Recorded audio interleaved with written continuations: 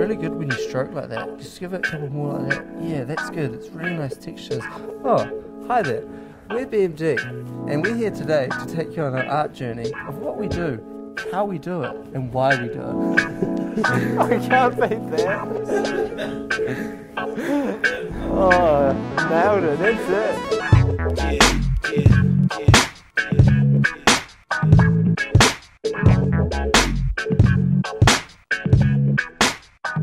BMD's sort of like a two-piece art gang, I guess. We're sort of best friends first and artists second. And we paint together. We've known each other since we met in detention when we were at intermediate school. And we were bad kids and we were contagious. And it was I wasn't. I was a really well-behaved kid for a while. And then I guess I started to learn. He's saying that in case his mum watches this. The evolution of how we paint it's been just driven by the environment. Like, we started small when we got big out of necessity. Like, we started doing little stencils. Someone would spray and wipe it off a thing, and then we'd do a sticker, and someone would scrape it, and we got to the point where we were doing our characters as posters, you know, so we'd sit at home, we'd draw it up, and then we'd like go out at 3 in the morning, sneaky, wheat paste it up, and the next day it was gone. And it was like, fuck, we just spent like 6 hours, you know, froze our asses off in Wellington winter to do these things. So we're like, oh, how can we make things last? And that's sort of when we got bigger, and that's when we found the ladder. Found the ladder, yeah. And then we just started going sort of above where people could reach.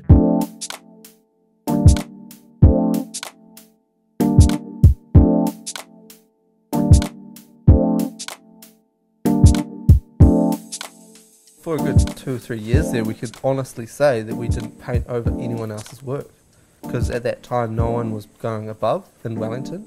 It's quite small scale work, and everyone was painting in that area, and they're painting over each other and tagging, and it was sort of like cycling spots, and we were going, well, why has no one done that? And why has no one, you know, gone that 2 or 3 metres above? Sooner or later we had our work on the biggest buildings in the city, which was cool. Well, I didn't sleep when we were doing it, but it's cool now that some of that shit's still rolling, you know? If the connection was straight us to art making, it'd be awesome, and we'd be really having a lot of fun and real productive. It's the bit in between that's the hard part. It's the resources, the time, the access gear, the walls, the paint, all of that to be able to do the art. A lot of our work is composition and concept based. It's like, what are we trying to say? What's the overall message of the wall? The process is an argument, a constructive argument. It's a debate. It's a debate, yeah. It's a good way to put it. It's a concession of challenging each other. Yeah. He'll get to a point of satisfaction, he thinks that's going to work, and I'll go, nah, it should be this. And I'll upset it, and then I'll get to a point, and then he'll... So it's kind of like basically trying to better each other or better ourselves consistently until we get to a point where we're like, yeah, that's it. Yeah, a lot of it involves looking and sitting and talking, which is cool. Like we spend time, you know, with my best friend, and we get to talk about what we're going to do and how we're going to maximise the space. We spend a lot of time at the wall, looking at it, feeling it, figuring out what'll fit on it. And then we probably draw a plan, and often that's like either like maybe on your hand or on a receipt or something. And that's it, and then we're like, yeah, that'll work, that's the composition, and let's do it. There's a lot of challenges that come into it. To get to painting a wall's hard. Once you're painting it, you're in public space. One of the biggest challenges with what we do is that it's weather dependent. Yeah, you gotta. It's hard. Like you can go, all right, Friday's gonna be sunny, but then fucking rains. Yeah, we'll get the lift, we've got the paint, we'll meet you there in the morning and get there, it's too windy, too wet. Yeah, all this planning, all this admin, this, pay for that, get your paint, rains for a week. And like, you're like, oh, well, you know, it's very hard to control because it's completely out of your control. There's nothing you can do.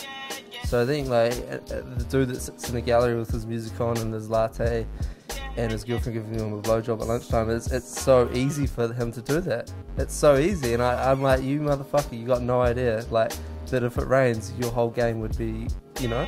I want to rip that guy's roof off and sort of see how he paints then, you know?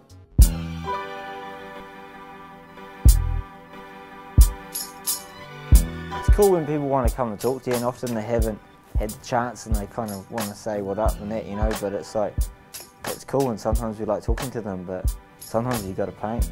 Because we're often, you know, we've got access gear. That's like 2 months rent sometimes to have that access gear. Yeah. Like, we don't want to stand on the ground talking to some guy. We got beat up. I got beat up in Newtown. He was running. He was.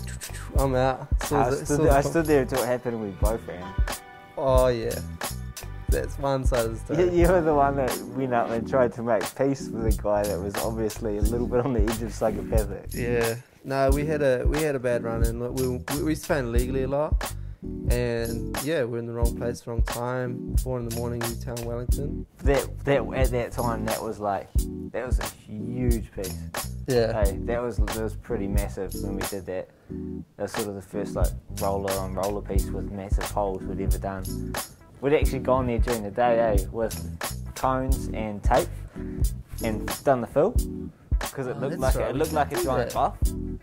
And that was like our first yeah, we tricked the system. People thought we were allowed to do it, you know. I think we had like painting things on and all legit looking, and did that. And then at night, all we did is did the outline to make it like a piece. Yeah, it's funny. Yeah, funny. One of the bigger themes in our work has been the dissecting and the chopping up of characters, and for a long time we were painting like these real happy cats and characters, and it was all like, you know, love and happiness and fun. And then, you know, I think the first thing I chopped up was because I was having a real shit month. I was like, got a bad mark, girlfriend left me, this sort of shit, and I was like, fuck it, let's split it. And coming from a science background, you know, I'd spent so much time looking at these science diagrams and dissecting that, and you know, a lot of zoology illustrations and stuff, and I think that was the first time we started bringing that scientific aspect into our work. Like, we were doing all that and making it all fit the walls and that, and then I think after a while we started realising that what we were actually doing was we were doing a case study on our characters, and I think that's where a whole lot of projects, or we call it series, branched out, where we did the movement one and then we went fully into the fully dissecting one, and then we started doing the bones ones and the muscle ones, and fully just actually started learning researching ourselves, I guess, you know, and trying to learn it. And I guess treating the artwork as a research experiment. Yeah.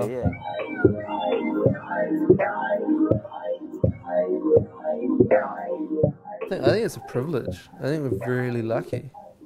I don't own any of the buildings that I've painted, and I've somehow been able to convince those people that it's a good idea that we've got, you know, this giant thing, you know, a Kama Sutra, a dude getting a blowjob, or a giant cat with an anus or something. You know, we've convinced this person who's invested his whole life saving up to buy this asset, and then that it's going to add value that we put that on it. And that's awesome. We don't feel entitled to. I don't feel entitled to doing that. But at the moment we leave the wall, it's not ours anymore. It's the public's. Yeah. You know, it's not ours. Like, we'll maintain it if we've got that connection and if we think we should, but it's not ours. It's either the building owners or everybody's. You know. Like, we know when we paint it, we've got no investment in our feelings that it's going to last any longer than the moment we turn around from it and walk away. Like, it might be gone instantly. We can't really do anything about it. Obviously, we hope it's going to last and we want it to, so people can enjoy it for longer, but that's just how it is.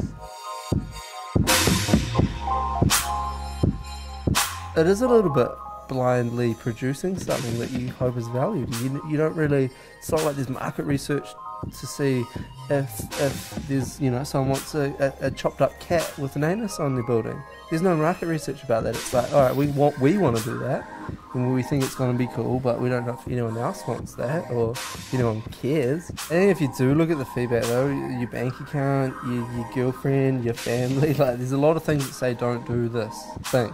You know, don't stop right now, get a job, something.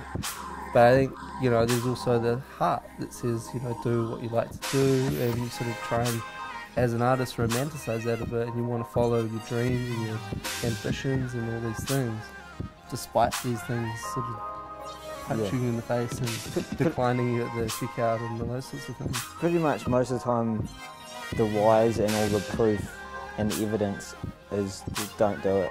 but something tells you to, and you keep doing it. Yeah, it's kind of like, I don't know if you guys tried crystal meth, but you know, it feels so good when you do it, and you just know you shouldn't do it, but it feels so good. That's sort of it.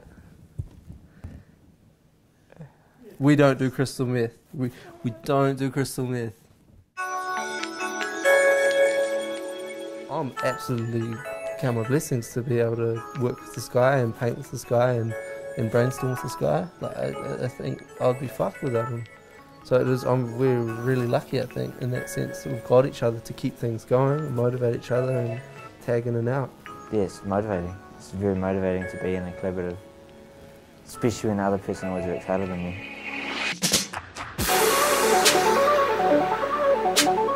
We've got like this shared skill set, but then there's also like certain things he's excelled at and I will never be able to do. And there's certain skills that I bring to the table.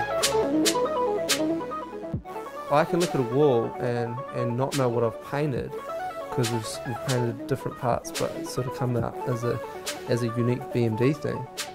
Andrew can paint a wall in Wellington and it helps BMD. Yeah, anything that we do that's signed off as BMD is like we're both there either physically or intellectually or spiritually or whatever, you know? And that's what's kind of cool, where I can be on the other side of the world painting something and, you know, I do it and he was there, you know, and I'm proud to write his name and my name and our name.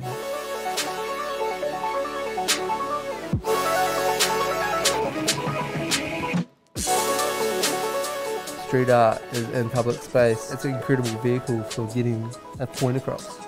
We realised, I guess, the strength in it, and we started taking on a few more direct things, like the shark finning wall, you know, where that was very direct with what we were saying.